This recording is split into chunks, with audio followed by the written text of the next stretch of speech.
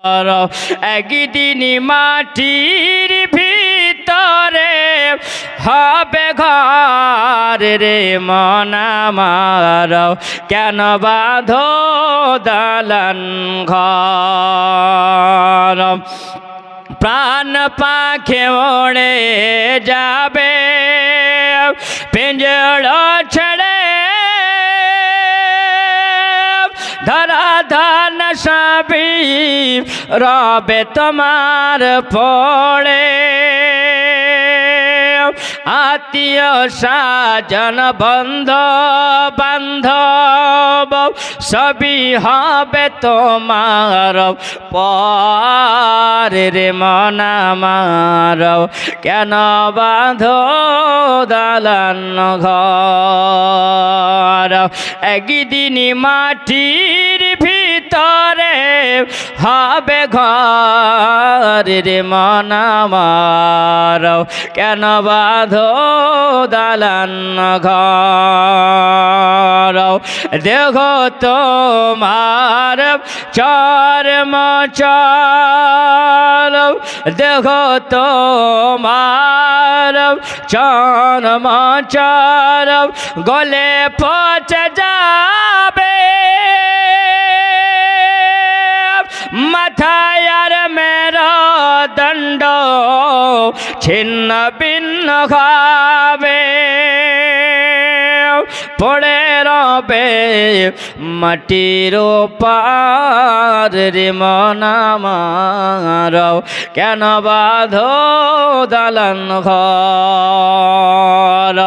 একদিন মাটির ভিতরে হবে ঘর রে মন আমার, কেন বাঁধো দালান ঘর। বাবাজিরা আমার, মালাকুল মউত ফেরেশতা যখন আসলো রূহটাকে বের করে নিয়ে গেল, আসমানের ফেরেশতারা বলে ও আল্লাহ, ও রব্বুল আলামিন আল্লাহ, এখন দেখা যায় আমার নবী তো সবে মাত্র আব্বার কবর জিয়ারত করে আসে, আবার নবীর চোখের পানি এখনো শুকায়নি, আবার নবীর চোখের পানি এখনো তো শুকায়নি। এখন আসার পরে আম্মা আমিনাকে যদি ডাক দেয়, আম্মা আমিনা যদি সাড়া না দেয়, আবার নবী যেন কলেজাটা ঝাড়ে ঝাড় হয়ে যাবে। আসমানের ফেরেশতারা যেন সময় গইতে আরম্ভ করলো। ওই জায়গাতে যখন আমার নবী বাবা আসলো, আবার নবী আসার পরে ওই জায়গাতে জিজ্ঞাসা করেন আমার আমিনাকে ডাক দিল, ওগো মা জননী, ওগো মা আমিনা, চলো গো মা যাব আমরা মক্কা। আমার আব্বার কবরটাকে জিয়ারত হয়ে গেছে গো মাও, তেমনি ডাকা আম্মা আমিনা তিনি নবীর ডাকে সাড়া দেয় না, আমার নবী ডাকে সাড়া দেয় না। আমার নবী বলেন মা জননী, আমি ডাক দি গো মা, কেন মা তুমি সাড়া দাও না? ওগো মা চলো।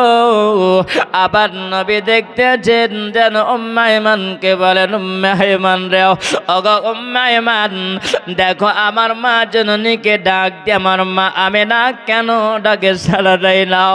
উম্মে আইমান বলছেন আমিনা চলো, আমিনা তুমি কি ঘুমিয়ে গেছো গো আমিনা? ও আমিনা তোমার শরীরটা তো ক্লান্ত হয়ে আছে আমিনা, তোমার শরীরটা তো জ্বর জ্বর বাবা সে আমিনা, তুমি কি জায়গায় খিলান দিয়ে ঘুমিয়ে পড়েছো আমিনা? ও বাবা আমিনা এমন ঘুমিয়েছে আর আমিনা জাগবে না। এ বাবা উম্মে আইমান তিনি বলেন, আমিনা তুমি কেন ডাকে সাড়া দাও না? উম্মে আইমান জানো এই হাতটাকে নিয়ে নাকের গোড়ায় নিয়ে গেল, এমনি নাকের গোড়ায় নিয়ে যাও আর যেন নিঃশ্বাস চলে যাও। আমিনার নিঃশ্বাস বন্ধ হয়ে গেছে। আমিনা বলেন, উম্মে আইমান বলে রাও, আর ওই সময় হাতটাকে যেন বুকের ভিতরে একটু রাখলাম আর যেন বুকের বুকের ভিতরে কোন আওয়াজ পাওয়া যায় না, আমিনার কোনো সাড়া নাই। ওই সবাই যেন আমার মেহমান আমার নবীর দিকে তাকিয়ে মেহমান যেন মুখে কাপড় দিয়ে বাবা ডুকরে ডুকরে কাঁদতে আরম্ভ করেছিল। ও মেহমান বলে, আল্লাহ আমার নবী সবে মাত্র আপন আব্বাজানের কবরটাকে জিয়ারত করে এসেছে, এখনো চোখের পানি জোরে যায়, চোখের পানি এখনো শুকাই না। ওগো আল্লাহ আমি কেমন করে বলবো বলে বেটা মুহাম্মদ তোমার আব্বা তোমার মা জননী নাই, দুনিয়া থেকে তিনি বিদায় নিয়েছে। মুখে কাপড় কানা দিয়ে যেন ওই সুমাতি বাবা আমার নবী দিকে জিমনিত গো, আমার নবী বুঝে নিয়েছে বলে গো মেহমান গো, আমার মা জননী বুঝে ডাকে সাড়া দেয় নাও, আমার মা কি দুনিয়াতে নয়। পূর্ণে মারয় চন্দ্র জলে মায়া মেনার কোলে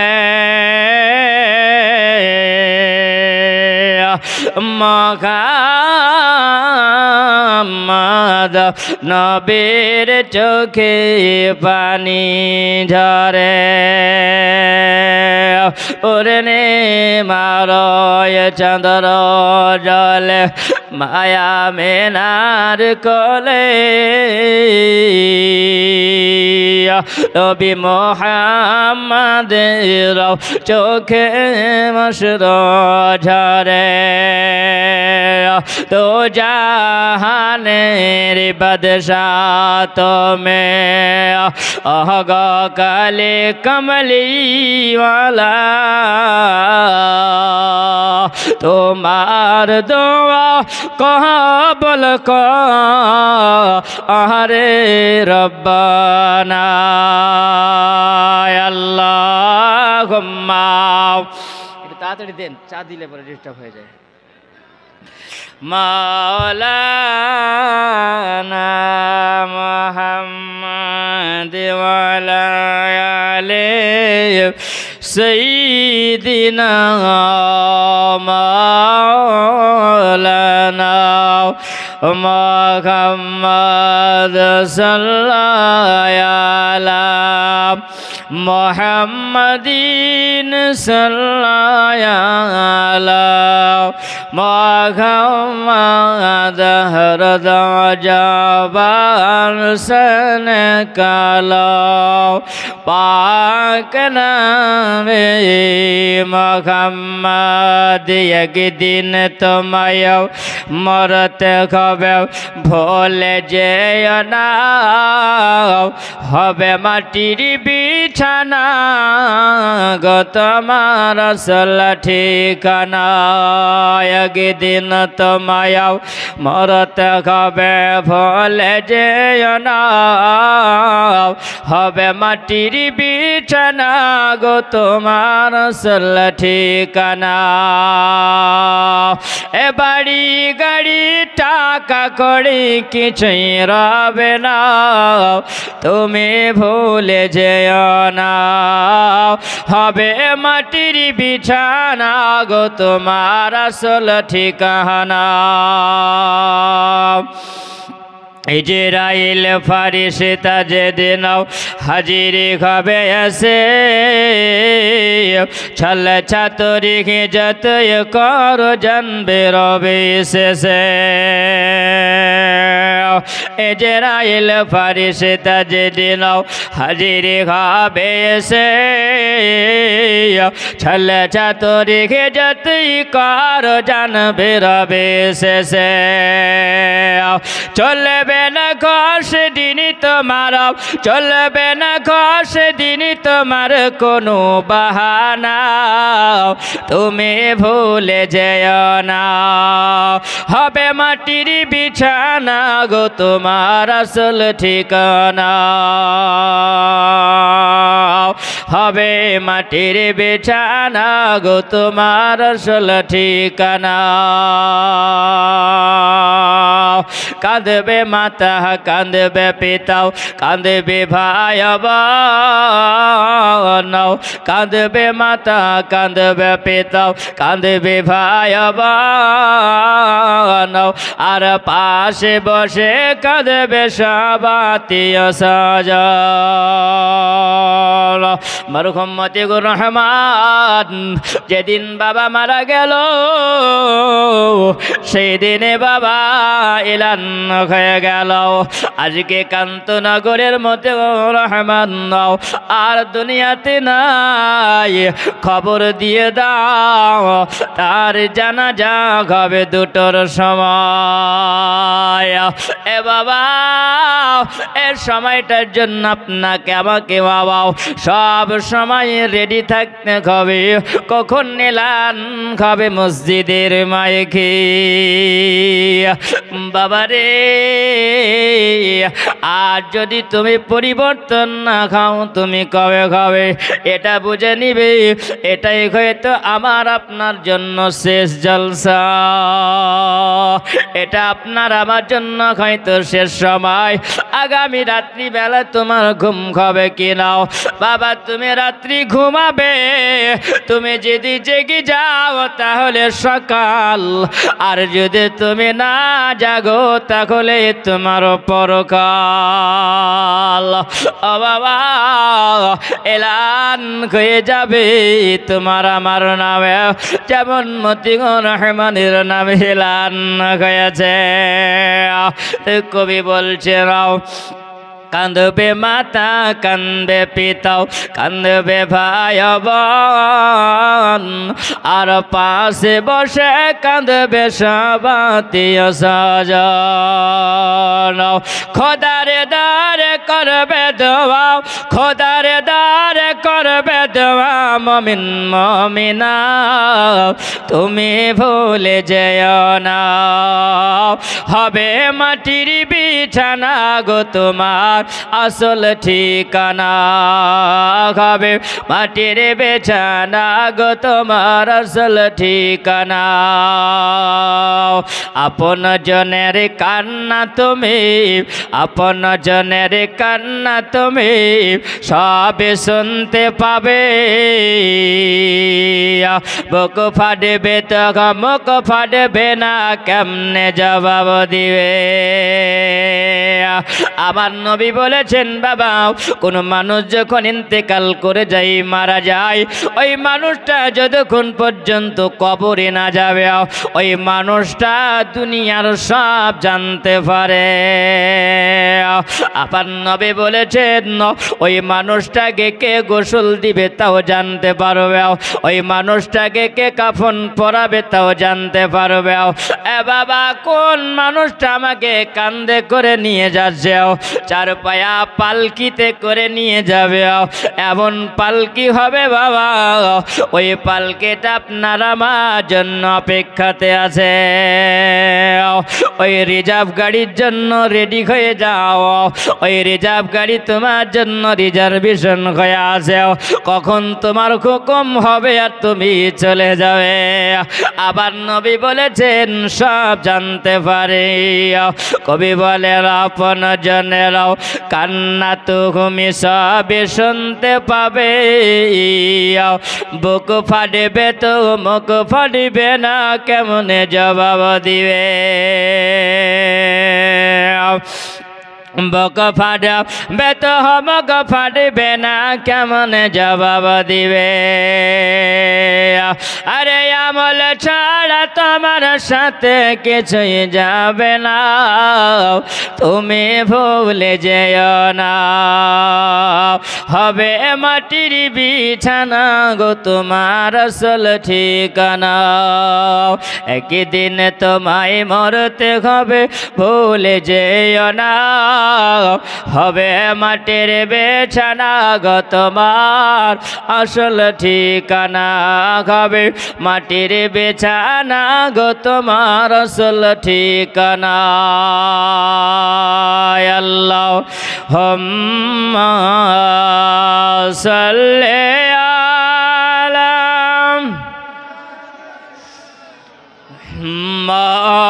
মাওলানা وعلى آل سيدنا مولانا محمد صلى على محمدين صلى على محمد हरदम जबार सने कालो पाक नामे محمد हरदम जबार सने कालो शफियाना मुहम्मद सल्लल्लाहु ताला अलैहि वसल्लम মালাকুল মাউত ফেরেশতাগণ মেহমানের প্রাণ পাখি নিয়ে গেল। আপার নবী বলেন উম্মে আয়মান আমার মা জননীকে ডাক দিবাও, আমার মা জননী কেন মা ডাকে সাড়া দেয় নাও। উম্মে আয়মান মুখে কাপড়টা দিয়ে বাবাও। ওই সবাই যেন আমার নবীর দিকে তাকিয়ে উম্মে আয়মান বলে আমার কলিজাটা যেন ফেটে যায়।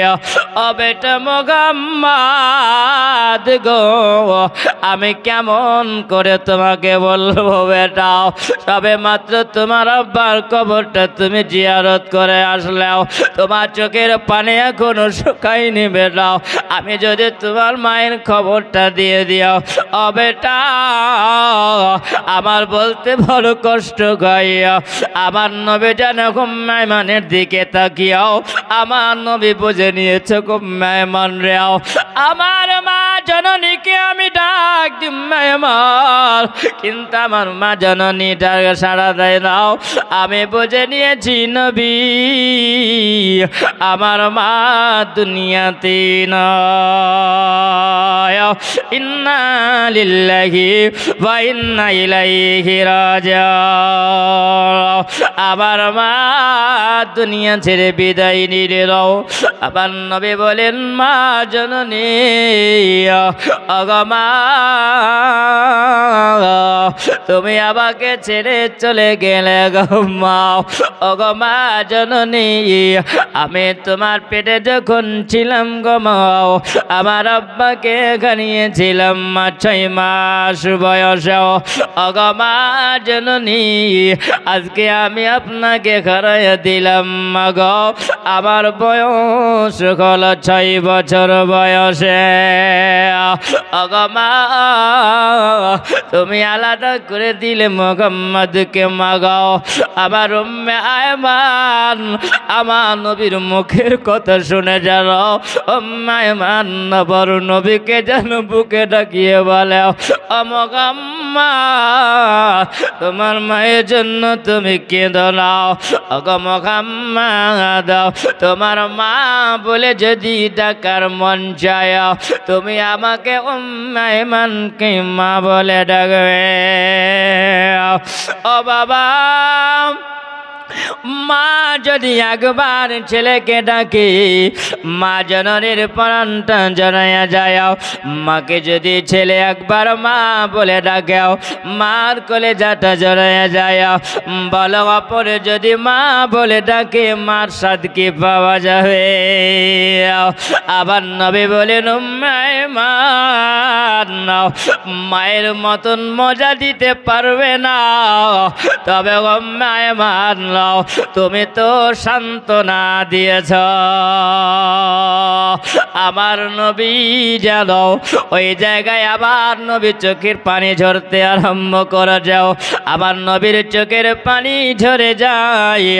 আমার আল্লাহ পাক আমার আল্লাহ তাআলা উম্মাল মালায়েকা ফেরেশতাদেরকে বলে মালায়েকা ফেরেশতারা দেও দেখো আমার নবীকে যে আমি আল্লাহ এই জায়গাতে আমি আল্লাহ এত আমি ভালোবেসে নিয়েছি।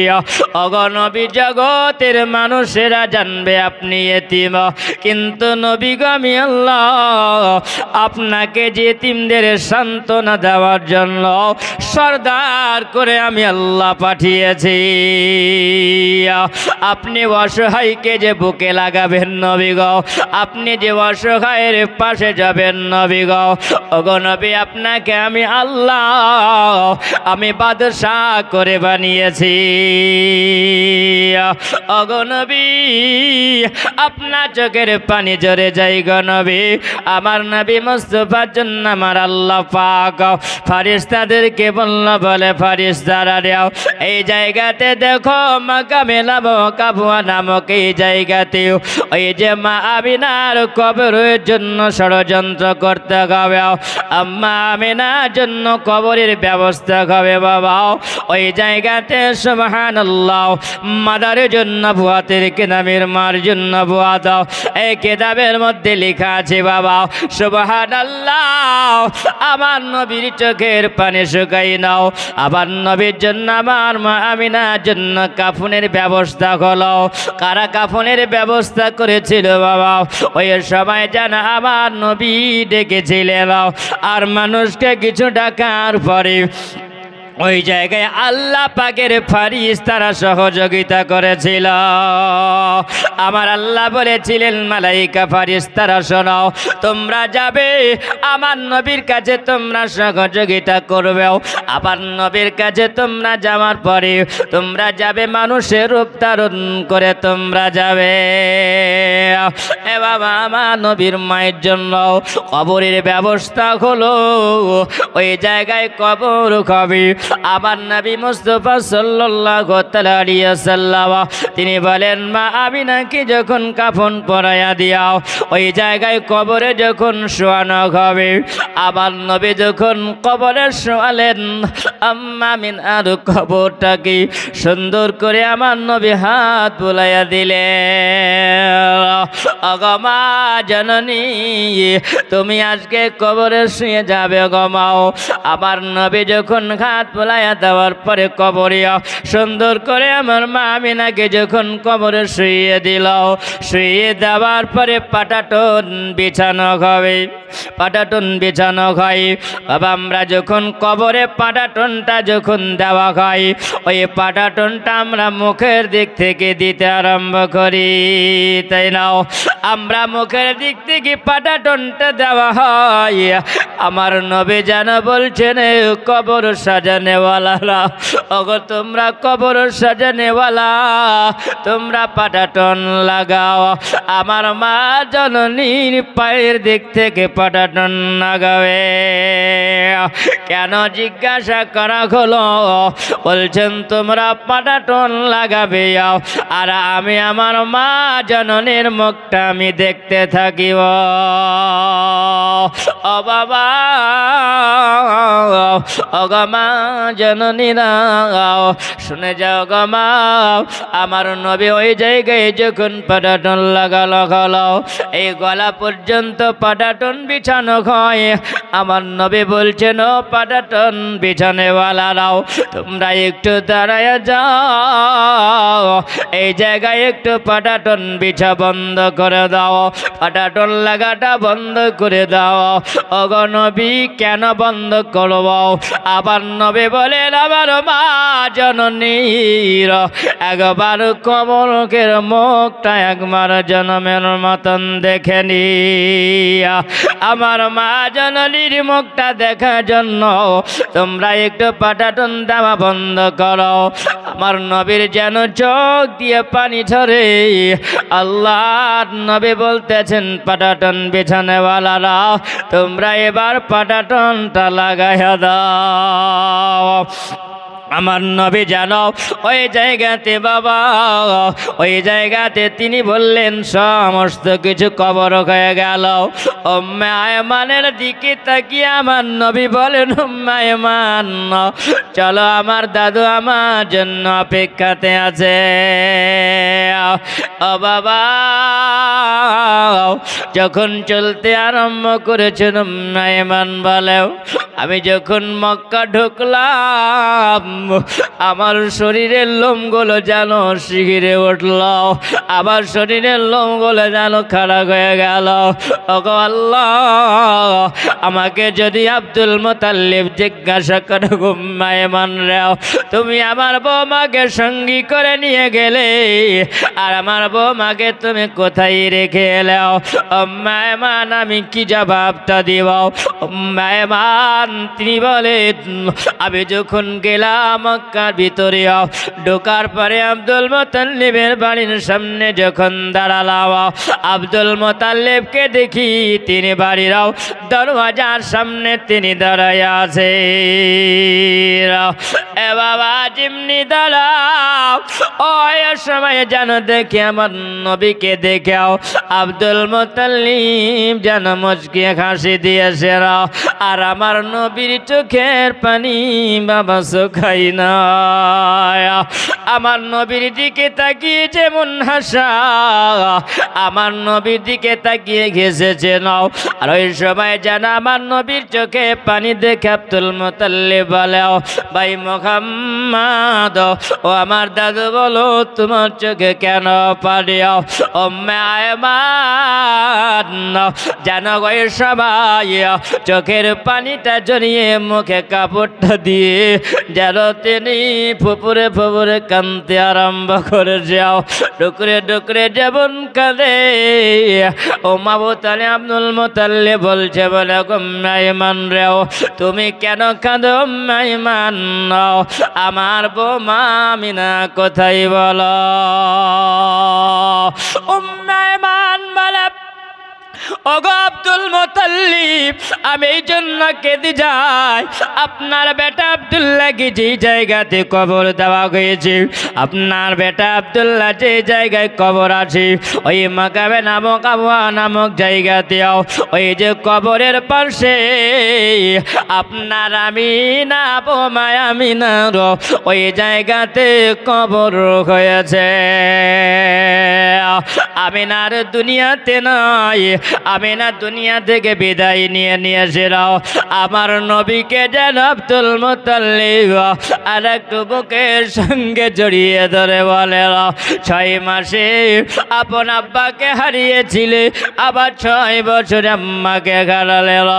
ওগো দাদু এ মুহাম্মদ আর তুমি কাঁদিও না আমি তোমাকে কোনোদিন কষ্ট দেব না। আমার নবী জানো আব্দুল মুত্তালিবের কাছে থাকতে আরম্ভ করেছিল। আব্দুল মুত্তালিব বলেন আমি একদিনে আল্লাহর কাবা ঘরে যে ওই জায়গাতে মানুষের কাছে আমি চেয়েছিলাম আমি মানুষের আমাকে এত ভালোবাসত একদিন মানুষ আমার কাছে আসার পরে বলছেন বলে আব্দুল মুত্তালিব গো আজকে মক্কা শহরে এত খরা পড়ে গেছে নদী নালা শুকিয়ে গেছে সব শুকিয়ে গেছে আপনি একটু দোয়া যদি করেন আল্লাহ পাক আপনার দোয়া কবুল করে নাই জোরে বলে। আব্দুল মুত্তালিব তিনি এত পরিষ্কার তিনি ছিলেন তিনি বলেন আমি কোন সময় হারাম জিনিস ভক্ষণ করতাম না। এ বাবা আব্দুল মুত্তালিব তিনি বলেন ওই সময় আল্লাহর ইবাদতে আমি মগ্ন থাকি দাও। এ বাবা ওই সবাই যেন তারা আসার পরেও যেমনি বলল আব্দুল মুত্তালিব ওই সবাই আল্লাহর কাবা করে গেলেন আমার নবী বলছেন বলে দাদু গো আপনি কি আমাকে নিয়ে যাবেন নাও আমি ওই জায়গাতে আপনার সঙ্গে যাব। আমার নবী মুস্তাফাকে সঙ্গে নিয়ে আব্দুল মুত্তালিব গেলে আমার নবী যেন কাবা ঘরে দেওয়ালে একটা টেক লাগায়া যেন এই সময় বাবা একটু আব্দুল মুত্তালিব সবাইকে নিয়ে হাত তুলে দোয়া করেছে আর যেমনি দোয়া করাও আমার নবী যেন তাকিয়ে তাকিয়ে দেখে ওই জায়গাতে আল্লাহ পাক দোয়া কবুল করে না। আল্লাহ কেন দোয়া কবুল করে না রে বাবা? এবার শুনে যাও মুসলমান আমরা কেন দোয়া করি? আমরা এই জন্য সবাই মিলে সম্মিলিত দোয়া করি জোরে বলে। এ বাবা যারা বলে দোয়া নাই তাদের দোয়া যদি না থাকে বাবা তাদের ইবাদত নয়। কারণ আমার নবী বলেছেন ইবাদতের দোয়া ইবাদতের মগজ হলো দোয়া জোরে বলে। বাবা মানুষ মগজ না থাকলে বেঁচে থাকতে পারে না। আল্লাহর নবী বলেছেন মানুষ যেমন মগজ না হলে বেঁচে থাকতে পারে না তোমার ইবাদত দোয়া না হলে বেঁচে থাকবে না জোরে বলেন সুবহানাল্লাহ।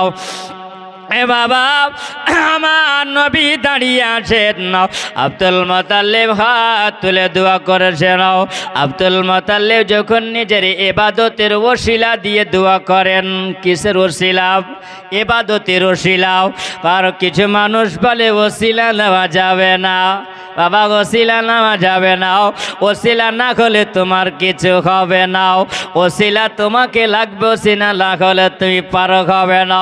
কারণ উমর ফারুক আজম তিনি বলেছিলেন, আমি ওসিলা দিয়ে দোয়া করেছিলাম, আমার জীবনের যত আমল ছিল আমি আল্লাহকে বলেছিলাম, আল্লাহ আমার জীবনের কোনো দিন যদি আমল করে থাকি আল্লাহ ওই আমলের ওসিলাতে আল্লাহ তুমি দোয়া কবুল করো। এ বাবা এতগুলো মানুষ আপনারা বসে আছেন, এই মজলিসের মধ্যে আল্লাহর কাছে কেউ না কেউ কোনো বান্দা প্রিয় হবে। ওই বান্দাটা যদি প্রিয় হয়ে যায় আর আল্লাহর দরবারে তুমি যদি দোয়া করো, আল্লাহ এতগুলো বান্দা বান্দির মধ্যে আল্লাহ তোমার কোনো নেককার বান্দা বান্দি যদি থাকে আল্লাহ তার নেকের বদৌলতে আল্লাহ তার নেকির ওসিলাতে আল্লাহ তুমি আমাদের দোয়া কবুল করে নাও। আল্লাহ বলে বান্দারা যখন তোমরা দোয়া করে যাও আমি আল্লাহ পাক ওই দোয়া কবুল করে নিজরে বলো। আব্দুল মুত্তালিব তিনি বলেন আমি ওই সময় সবাইকে মিলে হাত তুলে যখন দোয়া করি, আমি গা তুলে দোয়া করি, অনেকক্ষণ হয়ে যায় কিন্তু দোয়া কবুল হয় না।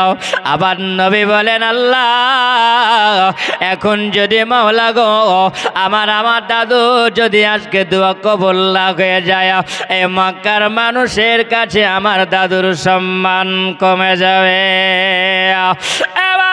যেমনি আমার নবী হাত তুলেছেন আল্লাহ এতগুলো মসজিদের এতগুলো মানুষের বাইরে মজলিসের বাইরে আমি নবী কাবা ঘরে চাতালে আমার দাদুর সঙ্গে এসেও আল্লাহ তোমার কাছে আমি নবী হাত উঠিয়েছি, আল্লাহ তুমি পানি বর্ষণ করে দাও।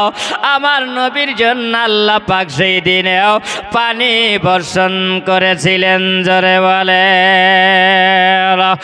মুসলমান। আব্দুল মুত্তালিব বলে এইরকম ভাবে যখন আমি আমার বয়স হয়ে গেল, কেউ বলেছেন 108 বছর বয়স, কেউ বলেছেন 110 বছর বয়সী, বৃদ্ধ অবস্থায় তিনি ওই সময় আমার নবীকে ডাকলেন, ডেকে কোলে বসালেন। আমার নবীর বয়স তখন বাবা 8 বছর বয়স।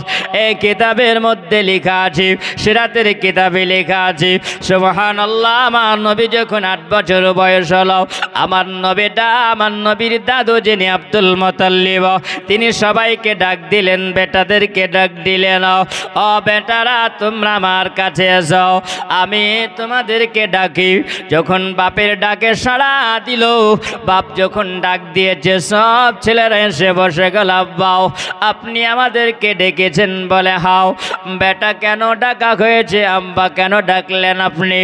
আপনি বলুন আপনার কি প্রয়োজন হয়েছে? বলছে বেটা আমার জন্য আমি ডাকি না, তোমাদেরকে কটা কথা বলার জন্য আমি ডাকলাম। ছেলেরা যেন আদবের সহিত বাপের সামনে বসে গেল।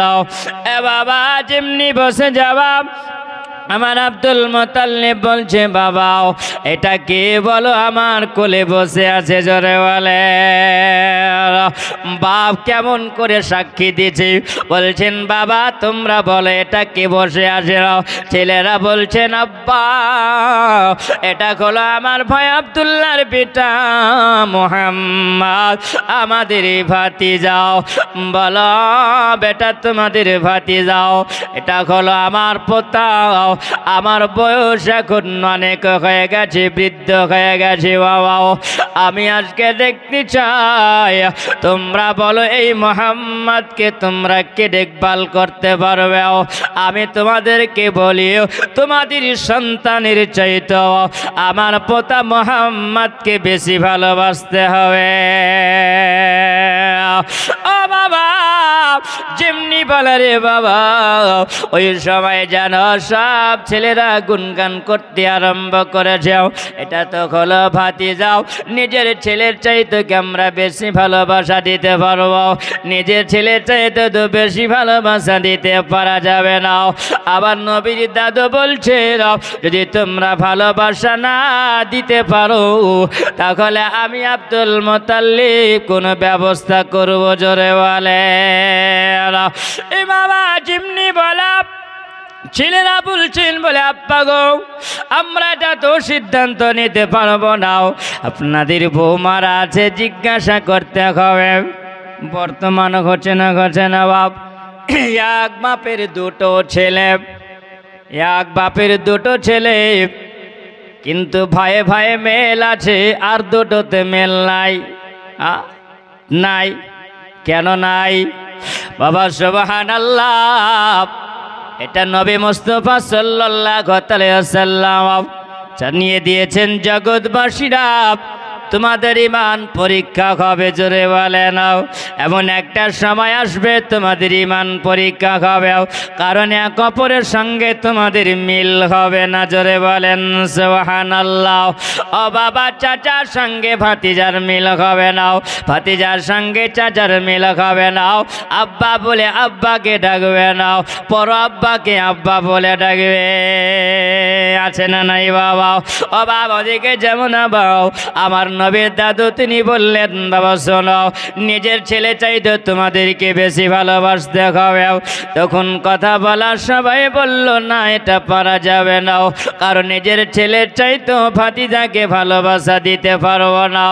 আবার সবাই যখন একের পর এক বলে দিল, ওই জায়গাতে বসেছিল আব্দুল মুত্তালিবের এক ছেলে, যার নাম হলো আবু তালিব। জোরে বলেন সুবহানাল্লাহ। আবু তালিব তিনি বলেন, বলে আব্বা, আল্লাহর কাবা ঘরের কসম করে বলে, আমি আমার ছেলে সন্তান বিবির চাইতে আমার ভাতিজা মুহাম্মদকে আমি বেশি ভালোবাসব। আব্দুল মুত্তালিব বলল, বলে বেটা আবু তালিব, আজকে তুমি যখন বেশি ভালোবাসবে, আমি আজকে যে দুনিয়া ছেড়ে বিদায় নিয়ে নিও, আমি যে মুতাওয়াল্লির জায়গাতে মক্কার মানুষেরা আমাকে রেখেছে, ও বাবা তোমার আখলাকটা এত ভালো, তোমার চরিত্রটা এত ভালো, তোমার ব্যবহার এত ভালো, আমি মারা গেলে পারে আমার জায়গাটা আব্দুল মুত্তালিব বলে গেলে, বেটা আবু তালিব তুমি মুতাওয়াল্লি হবে। বাবা আব্দুল মুত্তালিব দুনিয়া থেকে তিনি বিদায় নিয়েছিলেন।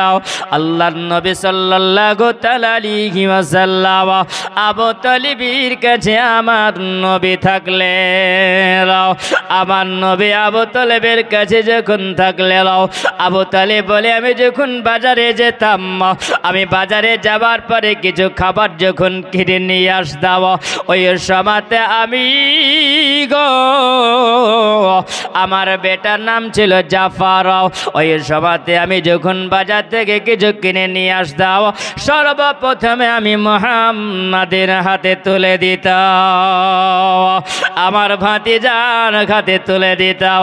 আমার ভাতিজার আখলাকটা এত ভালো, আমার ভাতিজা একাই বক্ষণ করত না, একাই খেয়ে নিত না, সবাইকে সমান পরিমাণে বেটে দিতে। আমি ওই সময় দেখতাম যেই দিন আমার মুহাম্মাদের হাতে আমি খাবার না দিতাম, সেই দিন আমার বাড়িতে বরকত কমে যেত। একদিনেরই ঘটনা, আব্দুল তালিব তিনি বলেন, আমি যখন খাবার খেতাম, আমার ভাতিজাকে সঙ্গে করে নিয়ে আমি খাবার খেতাম। একদিন আমি খাবার আগে খেয়ে নিয়েছিলাম, আমি পরে মুহাম্মদকে খাবার দিয়েছিলাম। এ বাবা, ওই দিনের দিন আমার বাড়িতে যেন বরকত কমে গিয়ে খাবার কমে গিয়েছিল। ও বাবা আব্দুল মুত্তালিব তিনি বলেন আমি যখন ওই সময় আমার ভাতিজা মুহাম্মদকে নিয়েছিলাম ওই সময় আমার বিবি ছিল যার নাম হলো ফাতেমা বিনতে আসাদ। আমার নবীর চাচি ফাতেমা বিনতে আসাদ আবু তালেব বলেছিলেন বিবি রে তোমাকে না বলে একটা কাজ করেছি বিবি, আমার ভাতিজা মুহাম্মদকে আমাদের সংসার আমি নিয়েছি। ও বিবি তুমি বলো তুমি নারাজ না তুমি খুশি? ফাতিমা বিনতে আসাদ তিনি বলেছিলেন বলে স্বামী গো যেখানে আপনি রাজি হয়ে গেছেন সেখানে আমিও ফাতিমা বিনতে আসাদ আমিও রাজি হয়েছি।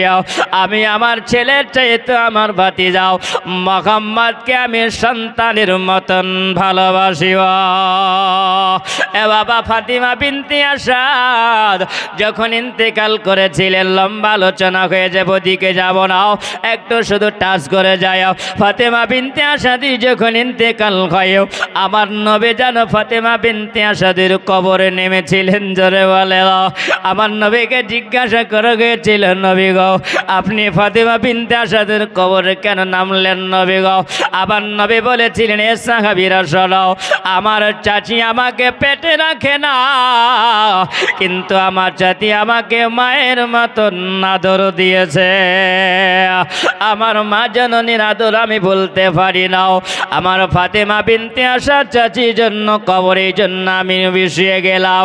এই কবরে নবীর চাচি আরাম করবে না আর আমি নবী যদি হাত বোলাইয়া দিই এই কবরটা ফাতেমা বিনতে আসাদের জান্নাতের বাগিচা হয়ে যাবে। আবার নবী বলেছিলেন আমি ফাতেমা বিনতে আসাদের আমি যখন জানাজার ওরা পড়েছিলাম তাকবীরে ওলাও আল্লাহু আকবার বলে যখন আমি তাকবীরে ওলা দিলাম আমার আল্লাহ তাআলা আমার ফাতেমা বিনতে আসাদ মা জননীর জন্য আমার এই জানাজাতে ৭০,০০০ নূরি ফেরেশতারা এসে ইক্তাদা করে 4 তাকবীরে নামাজ আদায় করেছিল জানাজা আদায় করেছিল। আমি নবী বলেছিলাম বলেছি আম্মা আমার যখন তোমার জানাজাতে আল্লাহ তাআলা ৭০,০০০ নূরি ফেরেশতা পাঠিয়েছে তবে আল্লাহ পাক তোমার উপরে খুশি আছে। এর নাম ছিল ফাতেমা বিনতে আসাদ। আল্লাহর নবী যখন আবু তালেবের কাছে থাকলেন আবু তালেব বলে একটা যুদ্ধ হয়েছিল যেই যুদ্ধটার নাম হলো খুলফুল ফাজাল। এই যুদ্ধটা যখন হয় এই যুদ্ধের সময় আমার আবু তালেব আমার নবীকে বলেছিলেন বলে বেটা মুহাম্মদ তুমি বাড়িতে থাকো ও বেটা আমি যাব যুদ্ধের ময়দানে। আমার নবী বলেছিলেন বলে চাচা গো আমাকে যদি না নিয়ে যাও চাচা আমি বুঝতে পেরেছি চাচা ওই যুদ্ধে তুমি জয়লাভ করতে পারবে না। জোরে বলো ও চাচা আমি তোমার সঙ্গে যাব। আমার নবী বলেছিলেন চাচা গো আমি যাব। আমার চাচা বলেছিলেন আবু তালেব তিনি বলেছিলেন বেটা মুহাম্মদ তুমি ছোট ছেলে যেতে হবে না মাত্র 10 বছর বয়স তোমার ও বেটা তোমাকে যেতে হবে না।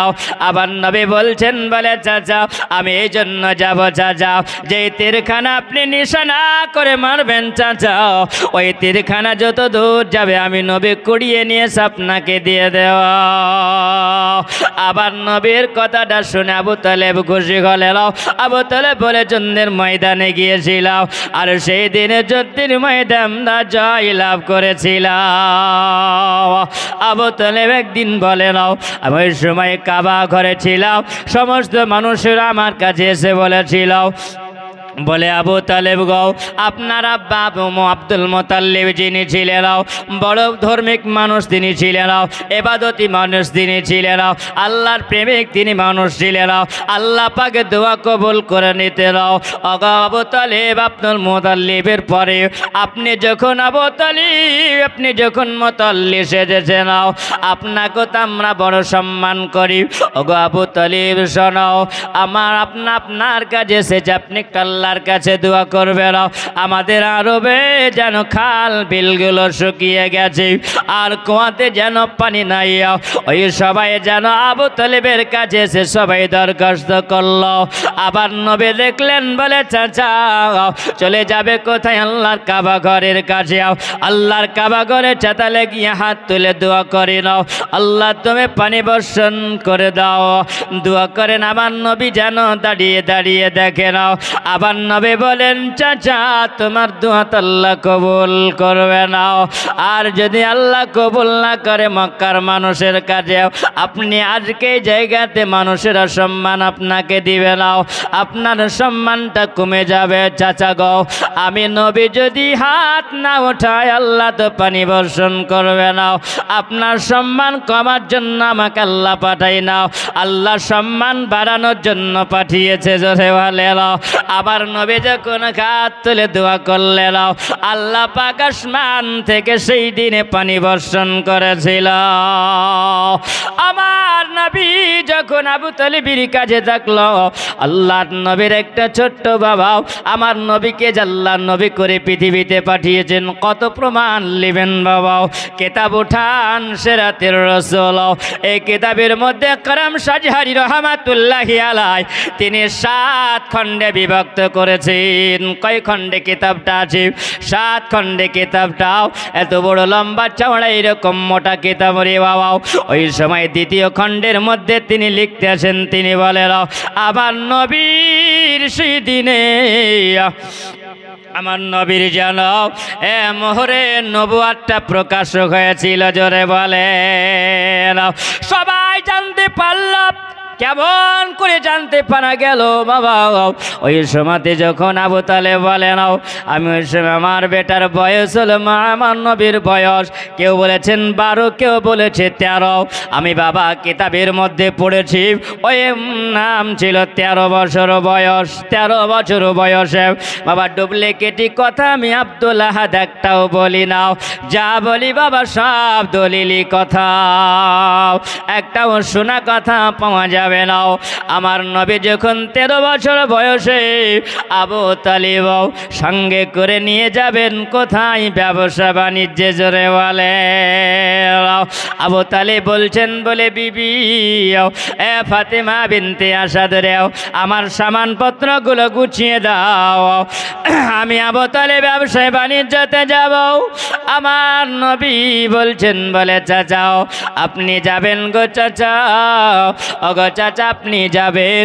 ও চাচা তবে শুনে নাও আপনার সঙ্গে আমি যাব গো চাচাও আমার নবী যেমনি বলেন আবার নবীকে যেন আবু তালেব বলছেন বেটা মুহাম্মদ তোমাকে যেতে হবে না তুমি ছোট ছেলে সবে মাত্র 13 বছর বয়স আমরা কয়েক মাস ধরে ব্যবসা করব ও বেটা তোমার কষ্ট হবে আবার নবী বলছেন বলে চাচা গো আমি যদি চাচা বলে যদি মনে পড়বে তখন আমি কাকে চাচা বলে ডাকব বলে চাচা আপনাকে আপনার সঙ্গে আমি যাব রাস্তায় কোনো সময় আমি শিকায়ত দিব না আমি ভোগ পিয়াসার কথা বলবো না চাচা আপনি আমাকে নিয়ে চলেন নাও আবার নবীর কথাটা শুনে তিনি ব্যবসায়ী যাওয়ার জন্য আমার নবীকে সঙ্গে করে সামানপত্র নিয়ে তিনি বের হলেন সামানপত্র নিয়ে যখন বের হলেন কোথায় যাবেন তিনি ব্যবসায় আমার নবীর সর্বপ্রথম ব্যবসাতে যাওয়ার পথ আমার নবী বলেন আমি যখন যাই তখন গেল মুলকের সামনে একটা জায়গাতে মুলকের সামনে যাবে ব্যবসা দেও মুলকের সামনে যাওয়ার আগে একটা জায়গা যেই জায়গাটার নাম ও বাবা ওই জায়গাখানে একটা মরুভূমি এলাকা ছিল ওই মরুভূমি এলাকাতে একটা গাছ ছিল আর ওই গাছের নিকটে কিছু মানুষের ব্যবসায়ী মানুষেরাও ওই জায়গাতে যাওয়ার পরে রে বাবা মানুষেরা ওই জায়গাতে আরাম করত আর সামনে একটা গির্জা ছিল সামনে একটা গির্জা ওই প্রহিতেরা ওই জায়গাতে ডঙ্কা বাজিয়াও ঘন্টা বাজিয়ে তারা ওই জায়গায় যেন পূজা করত। ওই জায়গাতে আবু তালিব বলে আমি ওই জায়গাতে যখন সন্ধ্যা হলো আমি বললাম বলে কাফেলারা তোমরা এই জায়গাতে দাঁড়িয়ে যাও, আর এই জায়গায় আমরা আগে যাব না, কারণ আমরা সন্ধ্যা হয়ে গেছি। এই জায়গাতে আমরা মালপত্র কিছু রেখে দিও, আমরা আবার সকালবেলায় রওনা হব। আমার নবী যেন ওই সময় সবাই তাম্বু গেড়ে দিয়ে আসি বাবা, সবাই তাম্বু গেড়ে দিয়া আমার নবী যেন ওই গাছের নিকটে গিয়ে বসেছে। যেমনি গাছের নিকটে বসা ওই সভাতে যেন যে গির্জার ভিতরে একজন পণ্ডিত বাবা ছিল। এ পণ্ডিত বাবা তাওরাতের পণ্ডিত, তিনি জব্বুরের পণ্ডিত, তিনি ইঞ্জিলের পণ্ডিত। ওই সময়তে যার নাম হলো বুহাইরা। এ বাবা যার নাম বুহাইরা, এ বুহাইরা পণ্ডিত তিনি বলেন ওই গাছের গোড়াতে যিনি এসে বসবেন সবাই তো বসতে পারে না ওই গাছের গোড়াতে, কারণ তাওরাতের মধ্যে লেখা আছে ওই গাছের গোড়াতে যিনি একজন এসে গাছের গোড়ায় বসবে না আর তিনি হবেন আখেরি জামানার নবী। এ বাবা তিনি তাওরাত পড়ে নাও আর আমার নবীর দিকে তাকিয়ে আসে নাও। তিনি বলেন যে কথাটা পড়েছিলাম সব তো মিল হয়ে যায়, সবে তো দেখতে পাওয়া যায়, তবে কেমন করে ডাকা যায়? একজন ব্যক্তিকে বলা হলো বাবা চলে যাও আর ওই জায়গার কাফেলাদের সর্দার তাকে দাওয়াত দিয়ে দাও। আজকে এ বুহাইরা দাওয়াত করেছে তোমাদেরকে, এই দাওয়াতে তোমাদেরকে অংশগ্রহণ করতে হবে। এ বাবা দাওয়াত হয়ে গেল। যেমনি দাওয়াত হয়ে যাওয়া সবাই যেন ওই জায়গাতে দাওয়াত কবুল করার পরে প্রহিত বাবার কাছে সবাই বুহাইরার কাছে চলে আসলো। আর যেমনি চলে আসাও ওই বুহাইরা বলছেন বাবারে তোমরা সবাই আছো না কেউ বাকি আছো? তোমরা সবাই চলে এসেছো না কেউ বাকি আছে? ওই জায়গায় যেন বলছেন একজন ব্যক্তি দাঁড়িয়ে গিয়ে বলে আর কেউ না, আমরা সবাই চলে এসেছি, আপনারা দাওয়াত গ্রহণ করেছি। তখন তিনি বলছেন তোমরা ভালো করে বলো বাবা এই জায়গাতে কেউ বাকি আছো তোমরাও? বলছেন না বুহাইরা কেউ বাকি নাই। বলছেন তোমাদের সর্দারকে তোমরা আছো বলো। সর্দারের মধ্যে তিনি ছিলেন যিনি হলেন আবু তালিব। আবু তালেবকে বলে আবু তালেব, আবু তালেব বাবা বলো তুমি যে সঙ্গী বানিয়েছ এতগুলো মানুষের মধ্যে কেউ বাকি আছে বাবারে? তখন বলছেন না কেউ নাই। তুমি বলছে বাবা তুমি এবারও মিথ্যা কথা বলো, তোমাদের মধ্যে কেউ ছুটে আছে। কারণ বুহাইরা জানে যার জন্য আমি তোমাদেরকে দাওয়াত করেছি রে বাবা তাকে তো তোমরা নিয়ে আসো না। জোরে বলেন সুবহানাল্লাহ। এ বুহাইরা বলছেন আবু তালেব তোমাদের মধ্যে কোন একজন ছোটে আছে? আবু তালেব বলছেন বুহাইরা রে হ্যাঁ একজন ছোটে আছে, একটা ছোট্ট ছেলেকে আমরা ডেরাতে রেখে এসেছি। বুহাইরা বলছেন আবু তালেব রেও যার জন্য আমি দাওয়াত তোমাদেরকে করেছি তাকে তো তোমরা রেখে এসেছ। আবু তালেবকে বলা হলো আবু তালেব ছেলেটাকে ডেকে নিয়ে আসো। আমার নবীর কাছে যখন ডাক দেওয়া হলো আমার নবীকে নিয়ে এসে হাজির করা হলো। বুহাইরা বলছেন আল্লাহ এই যদি সত্যি যদি নবী হয় তাহলে কে কটা প্রশ্ন করা যাবে? যেমনি বলাও আমার নবীকে নিয়ে আসা হলো, সম্মুখে দাঁড় করিয়ে দিয়ে বলছেন আবু তালেবকে বলে আবু তালেব, আবু তালেব বলো এটা তোমার কি? আবু তালেব বলছেন এটা হলো আমার বেটা। বুহাইরা বলে আবু তালেব রে এটা তোমার হলো মিথ্যা কথা, কারণ এই ছেলেটা এই দুনিয়াতে বাবা বেঁচে থাকতে পারে না, বাবা বেঁচে থাকতে পারে না, কারণ এই ছেলেটার বাবাও 6 মাস মায়ের পেটে ইন্তেকাল করে যাবে। এটা তাওরাতের মধ্যে লেখা আছে। ও বাবা, ছেলেটার বয়স যখন হবে 6 মাস, এই ছেলেটা মা খানা সন্তান হবে, যার নাম হলো মুহাম্মদ। জনে বলে বুখাইরার দিকে তাকিয়ে তাকিয়ে জানাবো তাহলে বলে, বুখাইরা রে এটা তুমি কেমন করে জানলে বলো? বুখাইরা বলছে, বলে আবু তালিব আমি জানতে পারলাম আবু তালিব, আমি এই জন্য বুঝতে পেরেছিলাম তাওরাতের মধ্যে সব লেখা আছে। জোরে বলে বলে আবু তালিব শোনো, ওই যে দেখতে পাওয়া যায় গাছ দেখা যায়, ওই গাছের নিকটে তো সবাই যেতে পারবে না, আর ওই গাছের নিকটে যিনি যাবেন না তিনি হবেন না আখেরি জামানার নবী মুহাম্মাদুর রাসূলুল্লাহ। আল্লাহুম্মা সাল্লি আলা মাওলানা মুহাম্মদ ওয়া আলা আলি সাইয়্যিদিনা মাওলানা মুহাম্মদ সাল্লাল্লাহু আলা মুহাম্মাদিন সাল্লাল্লাহু আলা মুহাম্মদ হরদম জবান সনে কালা পাক নবী মুহাম্মদ হরদম জবান সনে কালা শফিয়ান মুহাম্মদ সাল্লাল্লাহু তাআলা আলাইহি ওয়াসাল্লাম। ও বাবা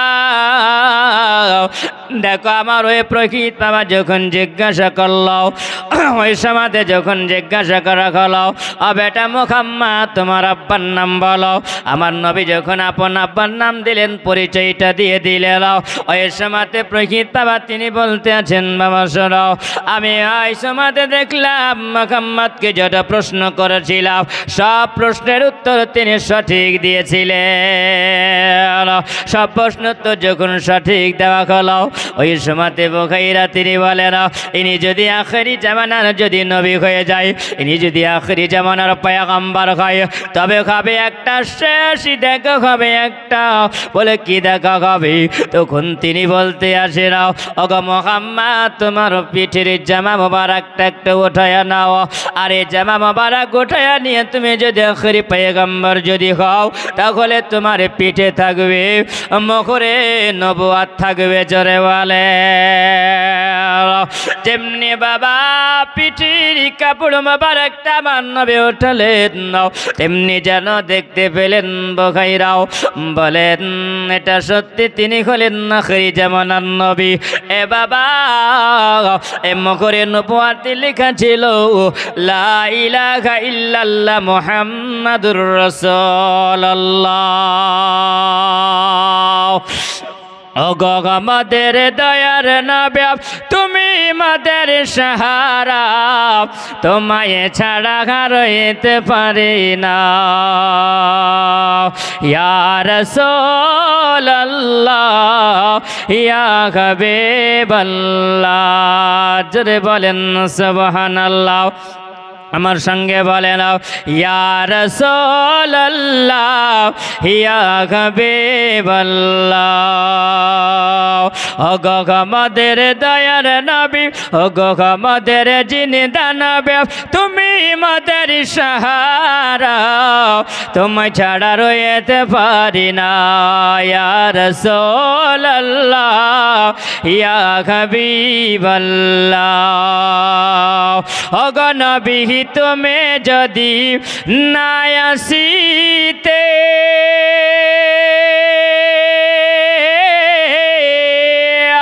কে জানিত আল্লাহ বলে তুমি এসে দিলে মদের, তুমি এসে দিলে মদের খোদার ঠিকানা, তোমায় ছাড়া রইতে পারি না।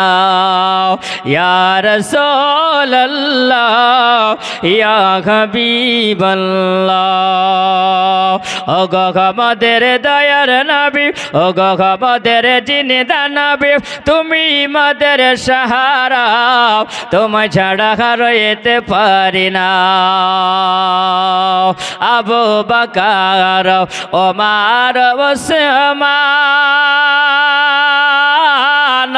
তোমার প্রেমে সাবিধানে, আবু বকর ওমর ওসমান তোমার প্রেমে সাবিধানে, ও গো নবী তোমায় বিনা, ও গো নবী তোমায় বিনা জান্নাত পাওয়া যাবে না, তোমায় ছাড়া রইতে পারি না।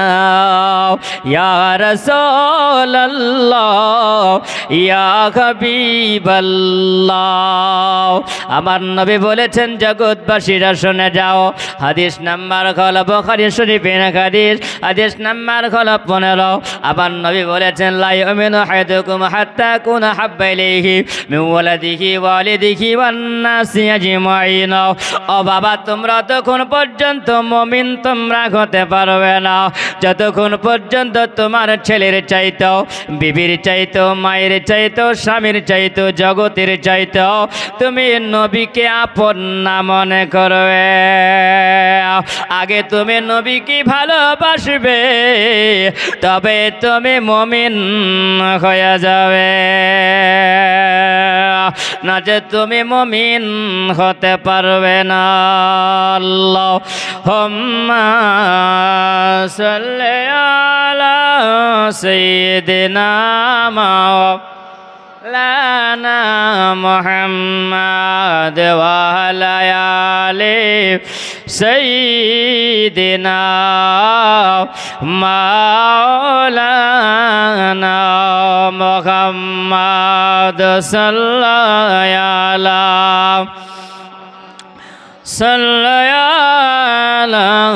মুহাম্মাদ হরদম জবান সনে কালা পাক নামে মুহাম্মাদ হরদম জবান।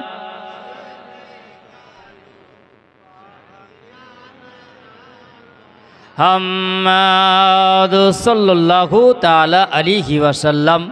যাই হোক, আমার নবী মুস্তাফা সাল্লাল্লাহু তাআলা সাল্লামের আদর্শ যদি জীবনী করা যাইতে শেষ করতে পারা যাবে না, বুঝলেন? শেষ করা যাবে না, মাসের মাস পার হয়ে যাবে। আমার ভান্ডারে আছে, আমি 11 দিন পর্যন্ত পারবো।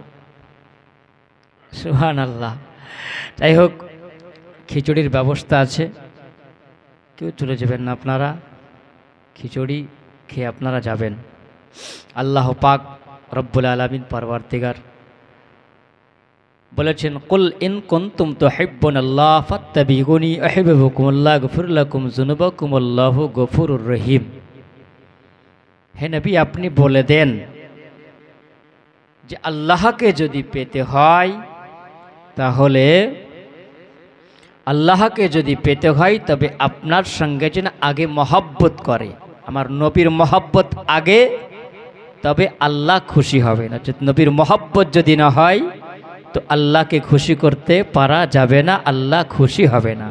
আল্লাহ বলেন, হাবিব, আমি যদি খুশি হয়ে যাই তো ওই তোমার ওই উম্মাতির জীবনের গুনাহ আমি আল্লাহ সব ক্ষমা করে দিব। জোরে বলেন সুবহানাল্লাহ।